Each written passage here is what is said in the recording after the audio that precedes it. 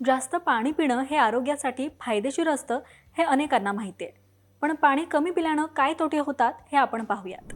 Number 1, जर तुम्ही दिवसभरात कमी प्रमाणात पाणी पित असाल तर तुम्हाला बद्धकोष्ठतेची समस्या होऊ शकते. कमी प्रमाणात पाणी पिल्यानं शरीरात अन्नाचं पचन व्यवस्थित होत नाही आणि मलप्रवाहात अडचण येते. नंबर 2, शरीरात पाण्याच्या कमतरतेमुळे मूत्रमार्गात संसर्ग होऊ शकतो, ज्यामुळे संसर्गाचा धोका कायम राहतो. नंबर 3, मूत्रपिंड आपल्या शरीरातील अशुद्धी काढून टाकण्याचं काम करतं, मात्र पाण्याच्या कमतरतेमुळे किडनीच्या कार्यावरही परिणाम होतो. नंबर 4, पाण्याच्या कमतरतेमुळे त्वचा कोरडी आणि निर्जीव होते. जर तुम्हाला तुमची त्वचा हायड्रेट आणि ग्लोईंग बनवायची असेल तर जास्त पाणी प्या.